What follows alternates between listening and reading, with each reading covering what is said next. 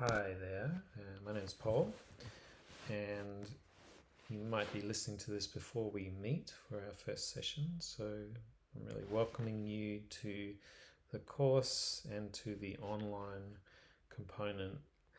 The reasons I'm providing you with a weekly PowerPoint video is so you can really take your time to absorb the sort of background and the instructions and the various science and traditional knowledge that is associated with various breathing practices. You'll be able to um, pause this at any time, replay it at your leisure.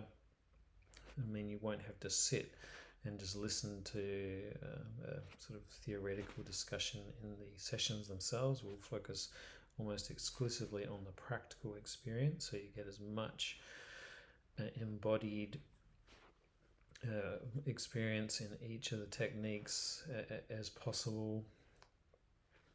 And so I think that's a potentially very helpful thing to have, given the limited number of hours we have and as you'll see, the large number of breathing practices that are available to practice and incorporate.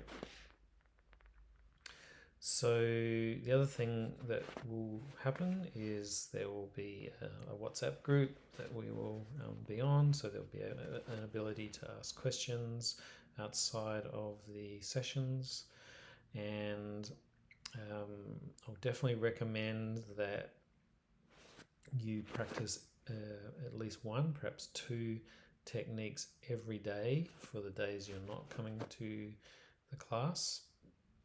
Really, the more you do it, the more benefit you'll get, because there might be some people who really haven't done much breathing before, and you really want to wake up the breathing system to really get the benefit, particularly around what we call the active practices, which can be physically quite demanding. Anyway, we'll get to all that. But yeah, really welcome you to the course I'm running at Prana House. So let's get on with our week one. We're going to be covering some of the background and some fairly important basic concepts to begin with. And each week we'll build on these concepts. The techniques will become more detailed or more involved, if you like. And you'll see how each of them, the basic breathing practices, will allow you to become much more comfortable in some of the more complicated techniques.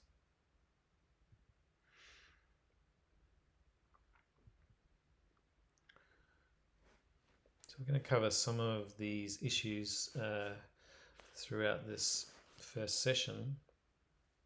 We'll be talking about what breathing is, basically, what healthy breathing is, because not all breathing is healthy, and just breaking down some of the names around breathing: pranayama, conscious breathing, and breath awareness. So the first thing to mention is that breathing is fundamental to your brain's function. Of course, it's the first thing you do at birth is you take a big breath and often cry. It's a very profound moment in a human experience. And what we've discovered, or science has discovered, throughout the last perhaps 30 years or so, is that the brain has a rhythm, just like the heartbeat. There's a breath beat, if you like. In science, they call it an oscillation. And the nature of this oscillation and how long it lasts, whether the breath is narrow, short, or deep and slow, really contributes an enormous amount to how we feel as conscious beings. And of course, because there's no real separation between the mind and the body, how we feel in our bodies, or how our bodies work and react as well.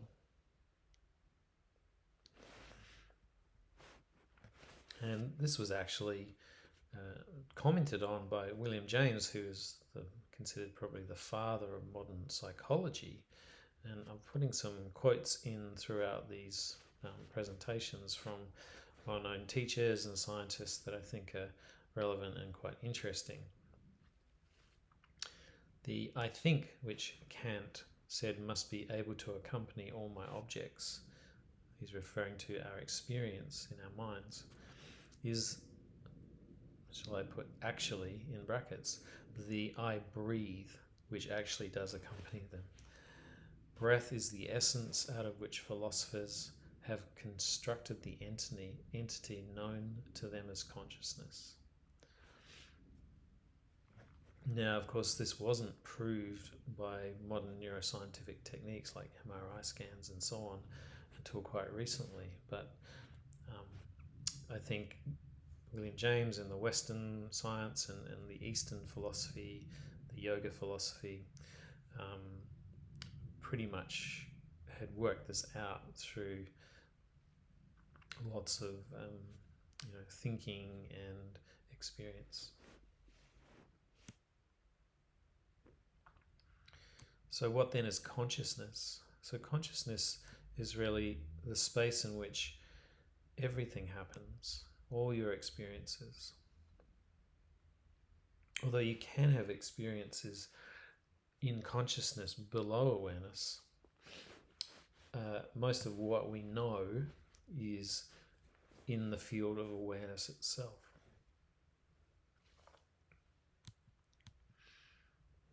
Thinking is not considered the true nature of our mind. Awareness is, and inside awareness is thinking, is feeling, is sensation, is motivation, is impulse, all the things we experience day to day.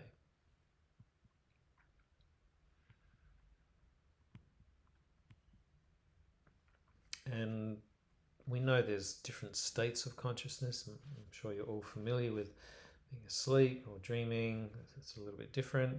Ordinary waking and what we call higher awareness.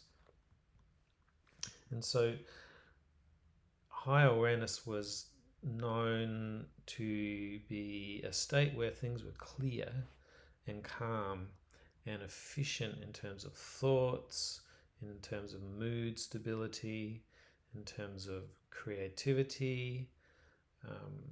This is found in modern psychology, in yoga, in meditation, in martial arts. And another word for this is presence. And Deepak Chopra's quote here is worth reading. I'll let you read that. I won't read it to you. But I really love how he's describing this idea that consciousness is everything, and we have artificially divided it. So if you want to take more time to read this, please just pause the video.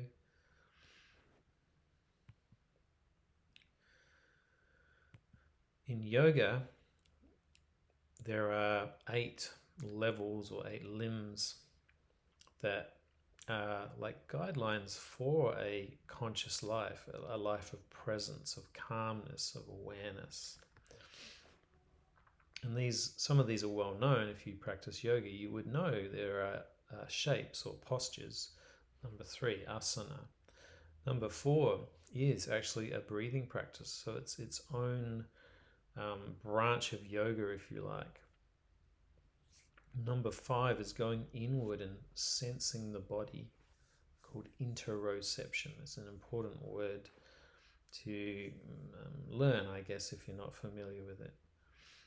And then we come to the meditative aspects of the yoga tradition, very similar to the Buddhist meditation, which is not the Buddhist religion. It's focused concentration, or dharana, and then a clear, effortless meditative state, dhyana, and then a state which is called samadhi, which is sort of like a bliss state, a timeless state. And you can sometimes achieve this in deep practice, but it does take a certain level of practice and dedication to these other branches, if you like. So the reason I'm mentioning this is that the yoga guidelines are thousands of years old, and this is how long, I'm sure it's longer in fact, that breathing, particularly breathing, has had a reputation for being a key part of a healthy and stable and well-lived life. So in the philosophy as well is this concept of prana, meaning the breath and energy at the same time. Remembering, going back to the first slide where I mentioned, breath is perhaps the key component of our ability to be conscious at all. And they recognized that prana was also in the body, it's also in the whole universe. So it's kind of like this infinite energy that perhaps if you are a Star Wars fan, you might relate it to the Force. Pranayama is then a expansion or promotion of the prana force, specifically via breathing practices. Asana is a promotion of our prana through movement, as with all the other practices. The meditation, again, very much based around this idea of prana and elevating our state of awareness to become more present, more calm, more clear. What's interesting about breathing in particular is it's one of our few involuntary functions that we can voluntarily manipulate or modulate by using our conscious mind, our conscious intent. We can say, I will breathe in a particular way which is different or altered from my background unconscious pattern, the one I breathe 99% of time.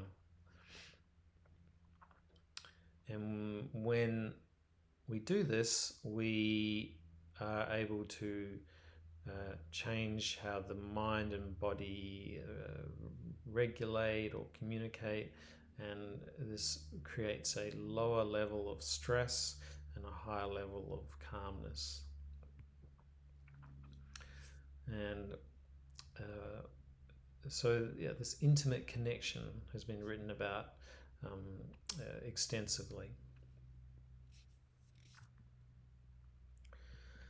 And meditation in, I guess, the Buddhist and Tantric traditions, Tibetan as well, was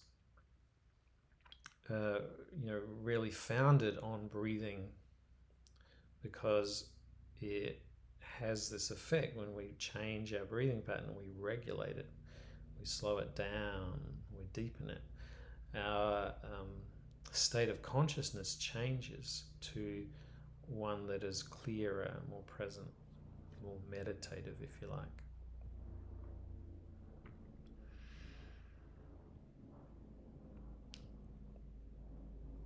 And I guess the reason it works, and this last sentence comes from Deepak Chopra's recent book, he really says that meditation works because the processes are already inbuilt in our mind and body.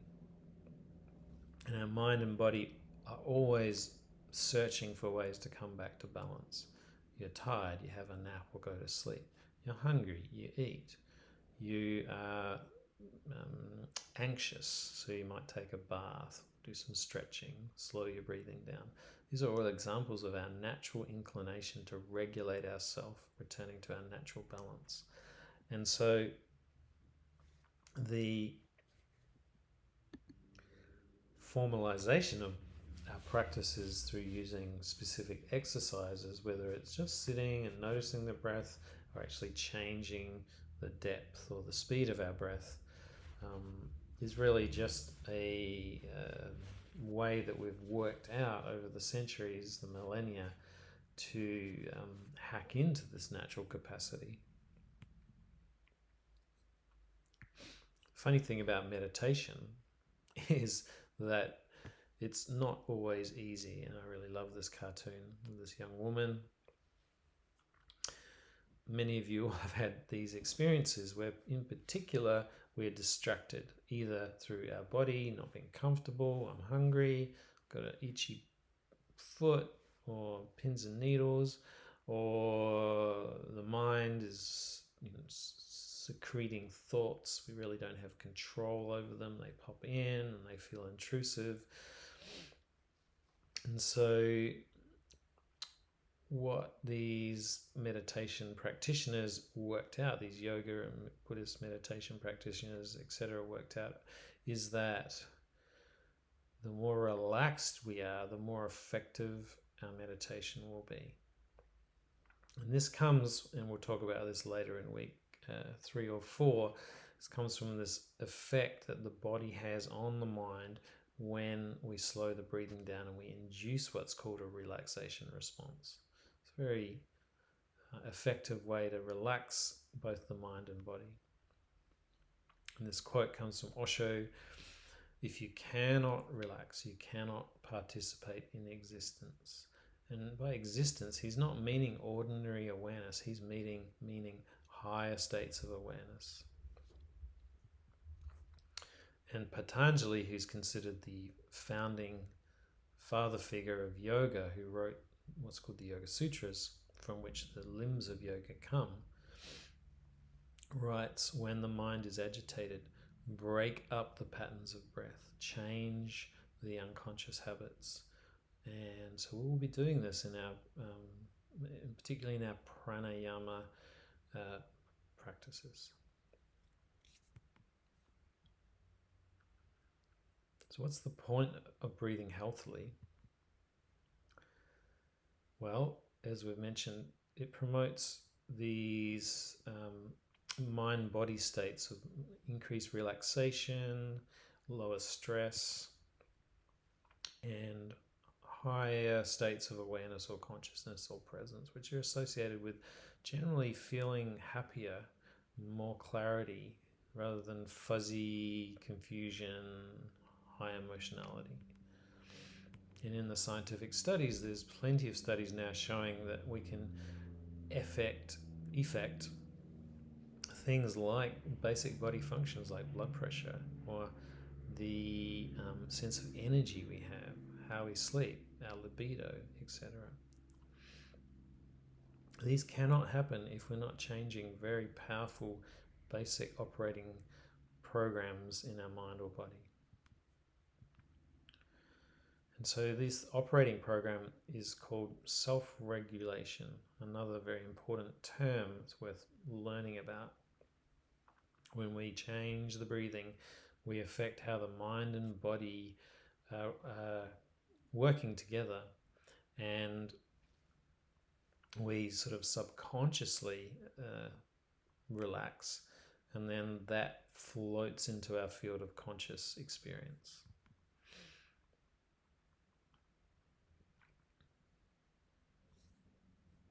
This quote comes from the great Buddhist teacher, recently passed: breath is the bridge which connects life to consciousness, which unites your body to your thoughts. So this idea of influencing the central operating programs of the body to change how we feel is now very well established. And when these things are going the other way and they're not working well for us, we end up with either what's called functional illnesses or disease states. So when we meditate, stretch, change our breathing, there are other things that do this as well. Having fun, connection, healthy food. It's not just what we're talking about here today. We change the basic program systems in the body, the biology, the way the psychology works, the brain function, and the structure itself. And then this changes how we experience, how we feel, how we act, how we make decisions. So from the inside to the outside. Robin Rothenberg has a great book called Restoring Prana. It's all about breathing. The more conscious we breathe, the better we feel, the better choices we make, the healthier we eat, live, relate to others. And we'll come back to this idea of self-development being self-regulation later on, if some of you are interested in more of the science. For me, it's a very interesting area to explore. Satguru, who is still alive, and we will do one of his meditations in week 5, writes, I recommend this book, it's fantastic. Most people think peace and joy are the goals of spiritual life, which could include yoga, pranayama, or meditation. This is a fallacy. Peace and joy are the basic requirements for a life of well-being. And the foundations of peace and bliss are not about attending to the external realities of your life, but in accessing and organizing the inner nature of your being. This is exactly what I've just been talking about, the self-regulation system. You are capable of experiencing only that which is within the boundaries of your sensation. But if you throw the boundary of your sensation out in an expanded form, you can stretch it further and experience the very cosmos as you experience your own body.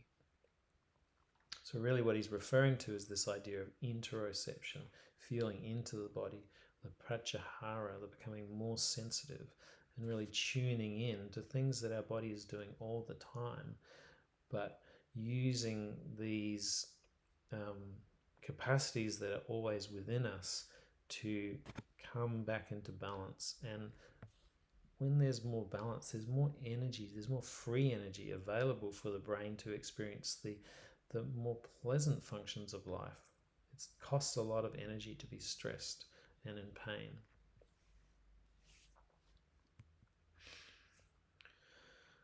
So this is why to breathe healthily. So what is healthy breathing? How do you know if you're breathing healthily?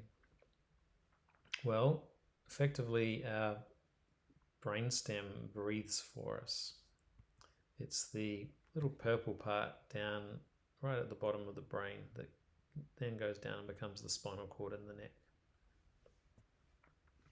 And you can see here we breathe something between maybe 15,000 times a day. How many times do you really notice it? So this is below our awareness because we're not noticing it. So noticing or attention is part of consciousness. So you're not unconscious, but it's below awareness. And one of the key things that this brainstem does is it regulates our level of carbon dioxide and of course oxygen. But if you can't keep the CO2 levels regulated, the oxygen sort of doesn't know what to do. So the oxygen can't be unloaded, especially into the brain, if the CO2 levels are too high or too low. In terms of the physical aspect of breathing, I'll show you a little video. You can see here that this is like a see-through human. On the right, you see the diaphragm at the bottom going down, and it sort of like sucks the air in, basically. It creates a negative pressure or a vacuum, and the lungs actually fill. And when the diaphragm goes down, your belly will normally just pop out a little bit. When you breathe out, the diaphragm actually relaxes and the air is just kind of squeezed out by the natural elasticity of the lungs. So this is an unconscious breath here. We're not doing anything. This is what's going on all the time. The other thing to note is that the ribs also are involved. And you'll see here, so at the bottom is the diaphragm. On the side are what's called the intercostal muscles between the ribs. And they contract. But when they contract, the ribs actually expand. So you might try placing one hand on your belly, one hand on the side ribs, just where the ribs are just above the abdomen, the belly. As you breathe in, take a deep breath. Right at the top of the breath, usually those lower ribs start to press out and expand to make more room for the air. It's also worth noting that the lungs are kind of like triangles, where most of the lungs are actually in the bottom third of the chest, and there's relatively little lung space in the top 2/3, and especially on the left there's a thing called a heart sitting in the left side. So most of our lung capacity is actually at the kind of level, well below the nipples in these lower ribs. This is why expanding the diaphragm, so the diaphragm drops, the belly feels, is considered a healthy breathing action, healthy mechanics, because it ventilates, which means the air fills the majority of lung tissue, and it allows the most efficient use of the lungs, and therefore the gas exchange. And the oxygen attaches to your red blood cells, the hemoglobin, and is carried away to the tissues. The other two muscles mentioned here, the accessory muscles, they only get involved when you're not breathing efficiently, or you're running at high effort, for example, or perhaps you're having an asthma attack or something like that. And so these are called accessory muscles, and we actually, as doctors, we look for people using these, because that's a sign of inefficient breathing, or even worse, someone having an asthma attack. So we actually don't want these muscles to be active in our practices that we're doing in this course. We're just really inviting the intercostals and the diaphragm to work, and we'll do some practice exercises in the course to help you feel this and get these guys to coordinate efficiently. And this is mentioned here. I was talking about the amount of energy you're using to breathe. So if you're using these other muscles, you're going to be using a lot of energy just to work these muscles themselves. And it's not actually very efficient or easy to do this for a long time. If any of you are runners and you're running at a high heart rate, this is when you start getting feeling like you're at your limit, at your edge, for example.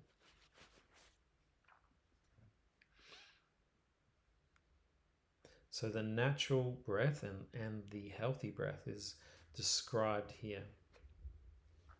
The general invitation is to breathe in and out the nose, and I'll talk more about that in a minute. The healthy rate for breathing is considered somewhere between 6 and 12, but I think really it should be more at the 6 end. As I mentioned, we're not using our accessory muscles. We're really just using the lower part of the chest mechanism. The natural breath is silent, barely audible, and it's rhythmic, but it's also changeable. Every now and then, the unconscious breathing system will decide to take a deeper breath. And in fact, we actually sigh about once every 3 to 5 minutes. Sighing is a very interesting thing that we'll talk a bit more about later. But without sighing, we actually end up with lung problems and potentially actually die. It's a very fascinating area of research. Typically in the natural breath, there's also a slight pause at the end of the exhale, and you might just try now, just closing your eyes and just breathing without trying to intervene at all, just experiencing your breath as it has been the last little while, and just see, are those pauses there? What happens when you watch it? Can you watch it without changing it?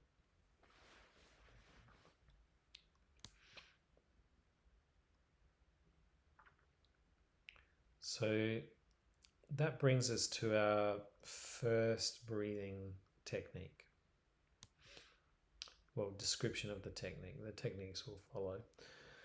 So the thing with breathing is that it's very helpful to be able to notice your breath to get the most out of changing your breath. So we'll spend a little bit of time with what's called breath awareness. And this is basically a meditation style of breathing where we don't change our breathing pattern regardless of your background habits, whether you consider yourself a healthy breather or not. Although there will be a small invitation to just see if you can relax the upper body, the upper part of the chest, and just keep the breath into the middle part of the chest, between the belly button and the lower part of the breastbone, the sternum. So it's really a feeling of the breath, a noticing of the breath. And we're using our attention, our ability to notice. Well, what's really cool about this is that this practice itself is regulating, it's balancing, it's calming. So you don't even have to change your breath pattern to get these benefits. And in one of the pranayama books, the idea is that these things can be quite subtle, and we're trying, as Sadhguru mentioned, we're trying to tune our consciousness into this subtle cosmos that's in the body that we may not have noticed. But as time goes on, we become more and more sensitive, and we develop our ability to notice things, which is actually not fixed. It's completely trainable. And thus, when we train this idea of noticing, we will be more effective at the dynamic breathing processes. But also the inverse is true. When we practice our dynamic practices a little bit later, this will also allow us to become better at being still and just sitting and noticing, which effectively is just meditation.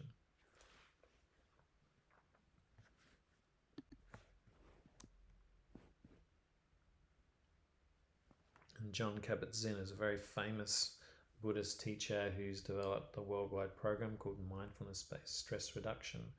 And this is a wonderful quote from him that I will let you read. But really it's describing how breathing is not really just breathing.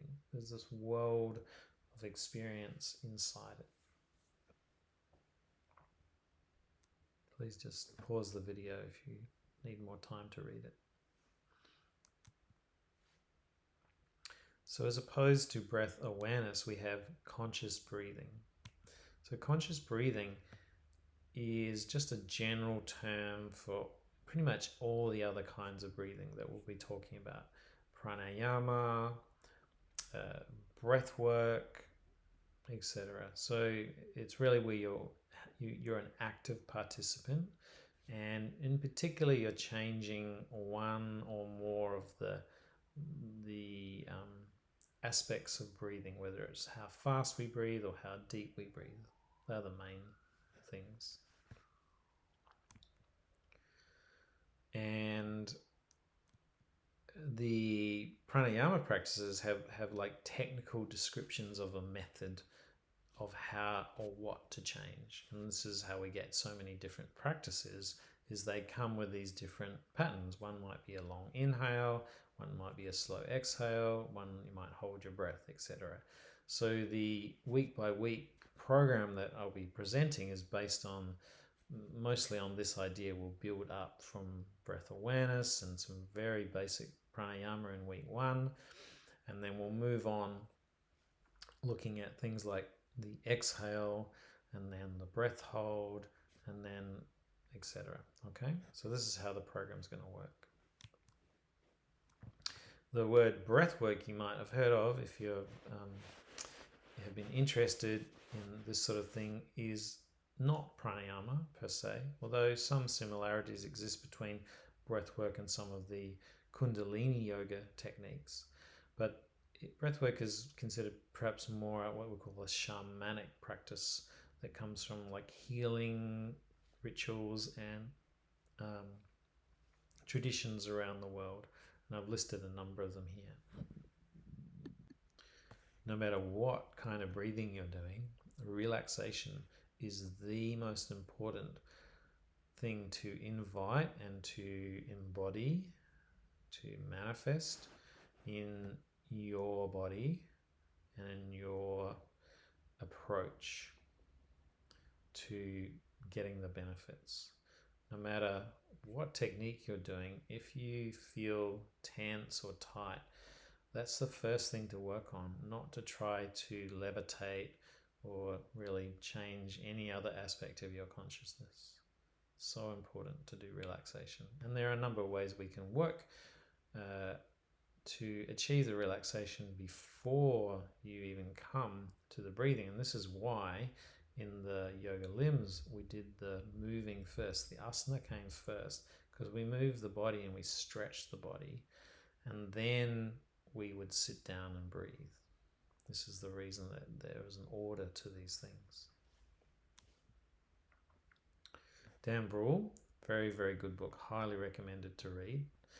He's talking about exactly how important relaxation is.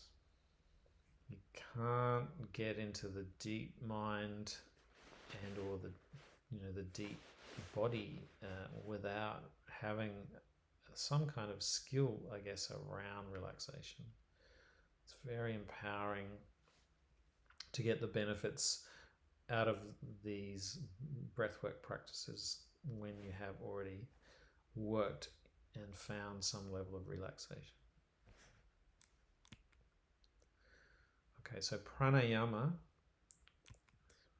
is the system or the breathing techniques described throughout the yoga literature and teachings. It is a form of conscious breathing. It's not the only form.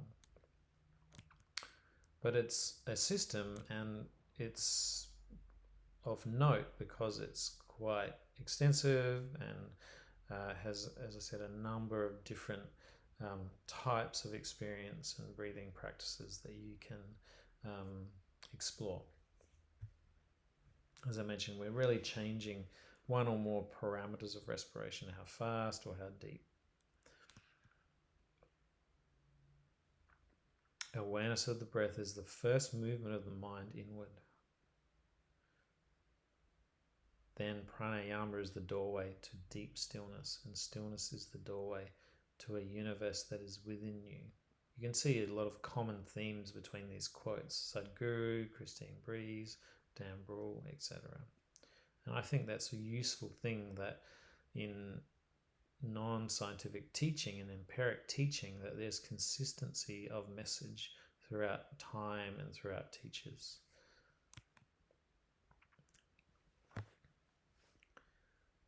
So just some more specific information about pranayama. The object of pranayama practice is to emphasize either the inhalation, the exhalation, or the retention of the breath, the holding of the breath. Now, you can hold the breath either with the breath all the way in or with the breath all the way out. So when you've held the breath in, it's called paraka pranayama, or retention. When you're holding the breath out at the end of the exhalation, it's called vichaka, or suspension of breath. And kumbhaka is the name for the general term for either of these: inhale, hold, or exhale, hold. Don't worry about these terms too much, but I just put them in there for interest.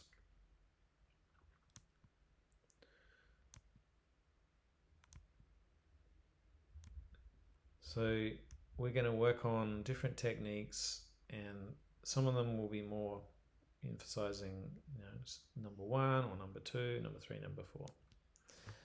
And each technique I'll give you clear instructions, and as I said, we'll practice them at least once each week for the week we're doing them.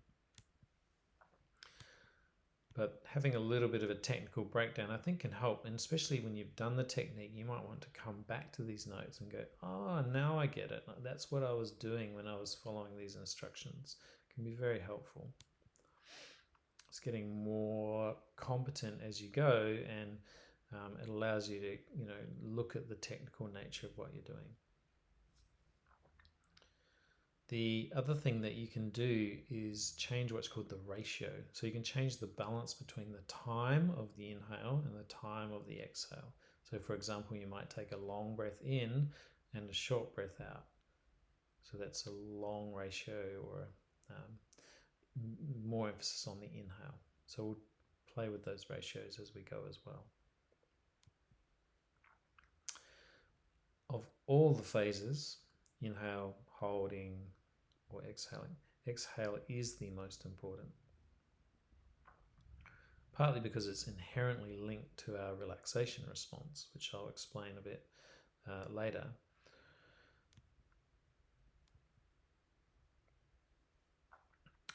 But partly also it's really helpful to have a good emptying of the lungs so you can get the CO2 out of the body. And when the CO2 levels are more effectively regulated, the oxygen supply, especially to your brain, is more effective. And it's also interesting in the pranayama textbooks that the kumbhaka, or the holding of our breath, was very much held as the most powerful meditative or technique that enhanced consciousness and meditation experience. It was the one that had the most ability to build prana, and essentially in that state there's no movement, we're not breathing in or out, and so when the body was still, the mind was had the ability to become more still as well. And stillness is a very highly regarded state. One other thing to mention, although we won't specifically do it as a direct practice, is respiratory muscle training. So remember the slide with all the respiratory muscles. If you're someone who's into sport or singing or anything really, asthma as well, there are devices, which I'll bring in and show you, that they look like a scuba device, that you train your chest muscles by breathing through resistance to become stronger, a bit like going to the gym and doing any other muscle work. And that allows your breathing mechanism, chest wall, all those muscles we mentioned, to be more efficient. And when they're more efficient, then there's more oxygen left over to do all the other things the oxygen is meant to do. So it's essentially a fitness technique. We won't be doing it specifically because of time, we don't have devices for everyone, but it is something that you might be interested in. You can have a look at this website here. There's some really interesting videos about it. So if you're someone who's got asthma, or who feels like you're doing moderate levels of activity and you want to get fitter, I think it could be something to get interested in. Just a few other things to mention is that I'll be guiding you for breath awareness. How we sit, how we have our bodies can be very effective in making the experience more efficient. I keep mentioning this, but relaxation is a key component.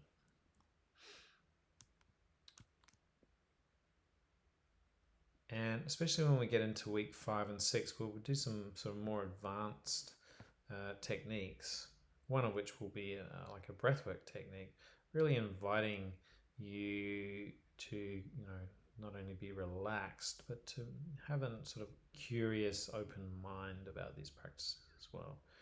We call these attitudes or approaches. So you can have a read of this. This is just another emphasis on the relaxation.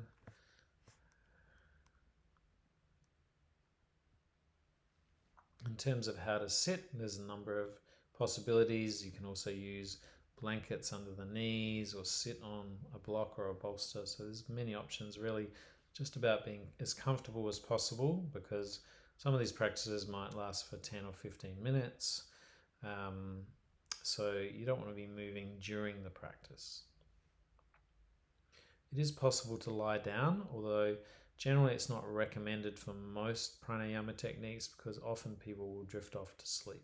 Same with meditating, lying down. It generally induces sleep meditation rather than effective meditation. Conscious breathing or breath work, however, can be done lying down, and we'll talk about that when we get to week 6. Some other little tricks around paying attention is that it really helps, tuning into all the various things that are going on in the body. Movement of the ribs, the movement of the collarbones or not, where the breath comes in and out of the body, the temperature or the sound. There's actually many things going on each breath. If we just slow down and open our ears and our mind to what's actually happening. And in our first practice, we'll give you that those instructions, if you like.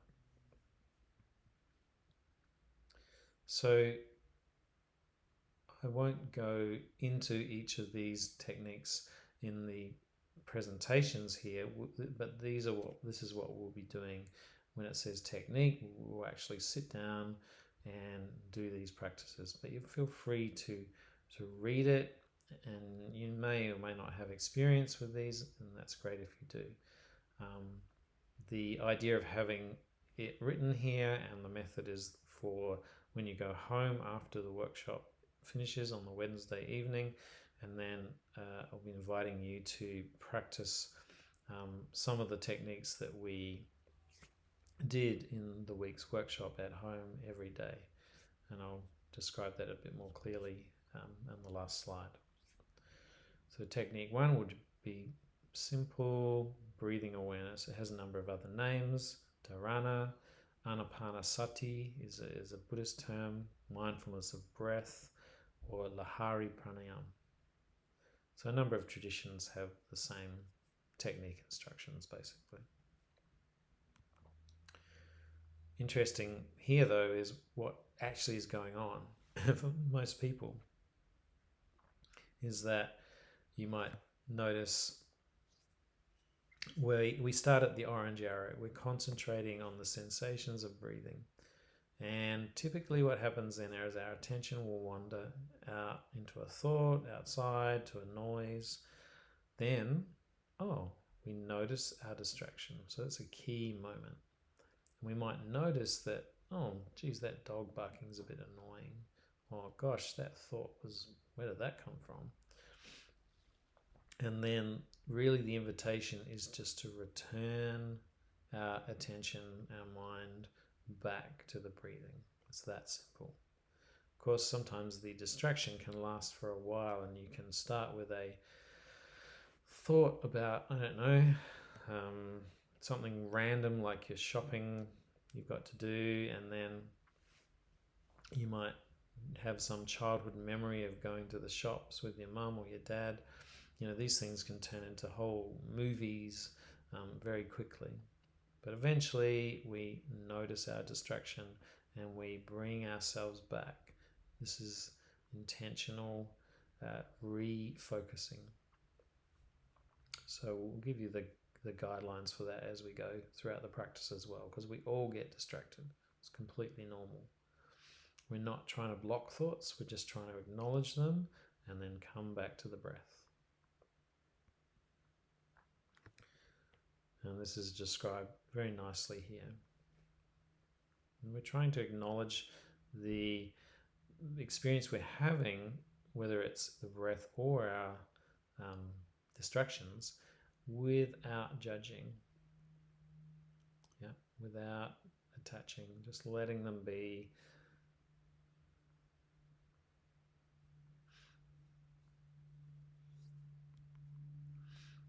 The second technique we'll do is basic belly breathing, which was shown in the video of the mechanics of breathing before. So it looks simple, it really is quite simple, but some people can struggle with this. So we'll spend a little bit of time on this. Remembering we do not want the upper chest muscles to be working. And feel free to try this at home.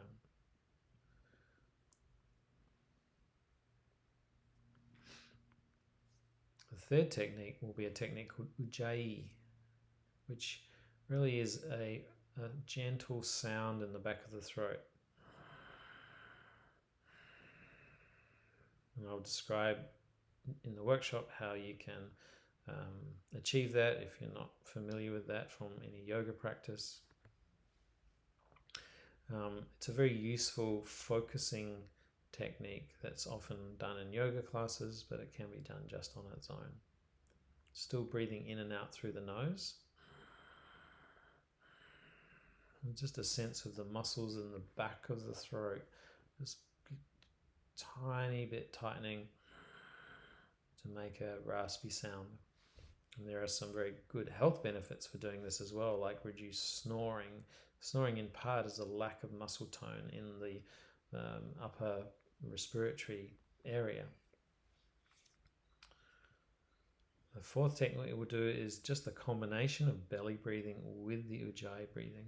So the belly expanding, the lower ribs expanding, and the Ujjayi, the sound being made as we go in and out. The fifth technique we'll do is called coherence breathing. I'll just give you a little bit of background first. So it's just a regular breath in and a regular breath out, but they are the same duration and they are slow. So we're either doing about 5 seconds in, 5 seconds out, or 6 seconds in, 6 seconds out. Most people can manage something like 6, 7, or 8 seconds. What's interesting about coherence breathing is that when you breathe regularly, your heart rate regulates and your mood regulates. It's very cool science. They've got shown here on this diagram. At the bottom is someone who's feeling anxious and they're not breathing slowly, and their moods are listed in the diagram. Regulating your breath, about 5 minutes takes. Changes not just the heart beat regular, the difference between the heart beats minute to minute is much more regular. You can see here it's like a gentle ocean rather than a stormy sea, and those signals inform the brain, and the brain says, well, if you're going to do that, heart and lungs, I'm going to feel okay. This is body to mind medicine. So coherence breathing is a cool technique, and the method is very simple, and I'll give you some sound cues when we do it to help you, like a metronome. It'll be a 6 second in, 6 second out, just breathing with the sound. So that's really all that is, but it's a great balancer. And when you know that it's doing these things inside to your internal state, I think it's kind of encouraging, if you like. This is just showing the app that I'll show you in the class. The last technique will be just called diver's breath. It's just an advanced coherence technique, and just for people that may struggle with a really long inhale or long exhale, it just helps us do it more easily. But what's cool, I think some of the science is mentioned here in the little blue quote, says when you perform resonance or coherence breathing, that affects the overall autonomic nervous system, which is our unconscious system in the body, and related emotional states. And that then has additive effects on how we think, our cognition, our decision making, and our concentration in sport, but also in general life. Okay, so finally, each week, what I will invite you to do is, at least for the first few weeks, practice breathing awareness 10 minutes a day. But wait until we start the course, and we will do the practices in the course. And then also each day, choose one of the other practices. There'll usually be 4 or 5 others that we'll get through to do as well each day. The more regularly you do these practices, the more it'll be exponential the benefit you get from the course, and also the changes in your breathing mechanics. So rather than just dipping in once a week, I really invite you to have a daily practice. Also strongly recommend that you keep a little journal, whether it's on your phone, on your laptop, or written, just to remind yourself of what you've practiced, and then you'll be able to look back over time and go, yeah, wow, I have actually changed, or this was like really powerful, or this one was really challenging. So keeping note of that will be very helpful. And then in each week I've put a little reflection exercise for you to consider some of the more important aspects of the week's practice. So I hope that is helpful. We'll build on a lot of these concepts. There's more coming each week. You'll get the link, the download link, the same evening of the course for the week following. So there'll be a whole week for you to watch your video and but also practice the techniques we did in the current week as we go. So thanks for listening, and we'll talk soon.